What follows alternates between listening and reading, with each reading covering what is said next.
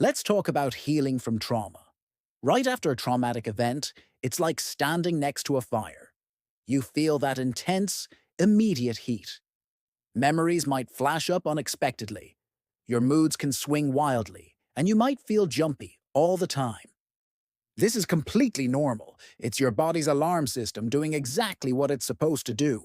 For many, that fire naturally starts to die down as their brain realizes the danger has passed and they're safe again.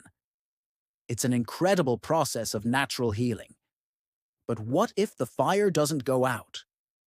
What if those intense feelings linger for months or even years?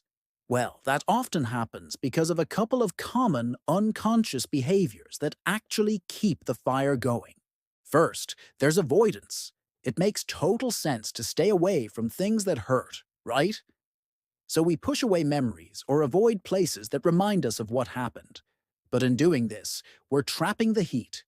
We're not letting the fire burn itself out. We're just covering it up.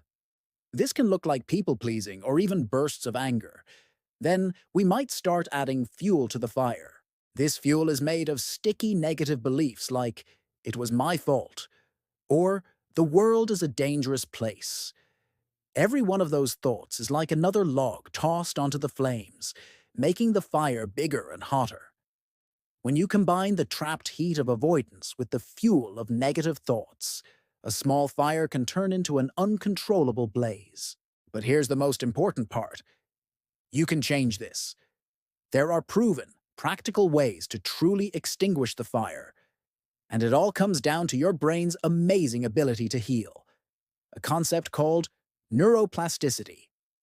Trauma can change the brain, but it's not permanent. Your brain can rewire itself and form new, healthier connections. Think of it like a forest after a fire. It can regenerate, often growing back even stronger.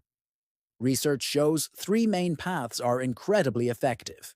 First, prolonged exposure, or PE. This therapy helps you tackle avoidance.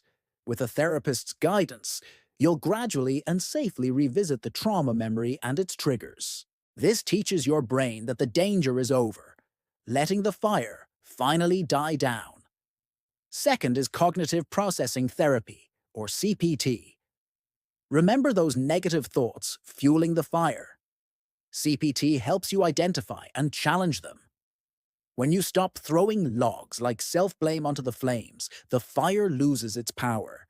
Finally, there's EMDR, which stands for Eye Movement Desensitization and Reprocessing. This is a bit different. It uses bilateral stimulation, like moving your eyes back and forth, to help your brain's natural healing system reprocess the memory.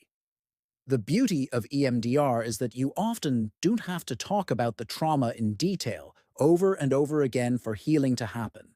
So you have PE to confront avoidance, CPT to challenge negative thoughts, and EMDR to help your brain reprocess memories. They are three different doors, but they all lead to recovery. The path you choose is entirely up to you. Talk to a therapist to see which one feels right for you. Remember, healing is possible, and taking that first step is the most powerful thing you can do.